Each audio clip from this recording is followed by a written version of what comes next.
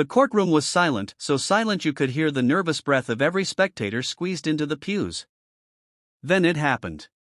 A sudden, shocking sound, the thud of a boot colliding with flesh. Gasps rippled through the chamber as Detective Harris, a man long whispered about for his temper and prejudice, lashed out and kicked Senator John Kennedy in front of the judge, the jury, and the watching press. For a heartbeat, the world stood still. Then chaos erupted. Senator Kennedy staggered back, holding his ground with quiet dignity while bailiffs rushed forward. The judge's gavel pounded furiously, but it could not silence the storm that had just been unleashed. Cameras flashed, pens scratched across notepads, and the audience broke into a frenzy of shouts.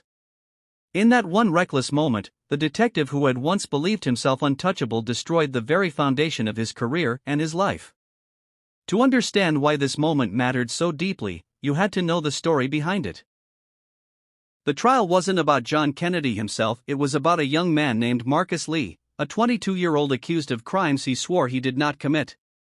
Marcus was a quiet soul, a factory worker from a humble family, and his only real crime had been crossing paths with the wrong officer on the wrong night. That officer was Detective Harris. For years, Harris had cultivated a reputation of being ruthless, but beneath the badge was a man poisoned by arrogance and prejudice. He believed no one could challenge him. But John Kennedy, sharp, steady, and unafraid, had stepped into the courtroom as Marcus's fiercest advocate. He wasn't Marcus's lawyer, but his presence was undeniable. Kennedy had been following the case, convinced it was a textbook example of injustice. He had come to testify about corruption in the department and the patterns of misconduct Harris had left in his wake. Kennedy's words carried weight, and Harris knew it. That's what drove the detective's rage to the boiling point. When Harris kicked him, the courtroom audience saw more than violence. They saw the truth, a man drunk on power, unable to mask his hatred when confronted with the light of accountability. The cameras recorded everything.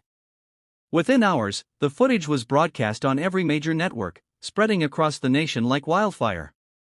The trial spiraled into something much larger than Marcus Lee's case.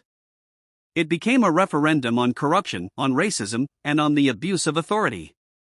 Kennedy, bruised but unbroken, used his testimony not to focus on the attack against himself but to shine the spotlight back where it belonged, on Marcus, on Harris's misconduct, and on the dozens of other names that had quietly disappeared into a broken system.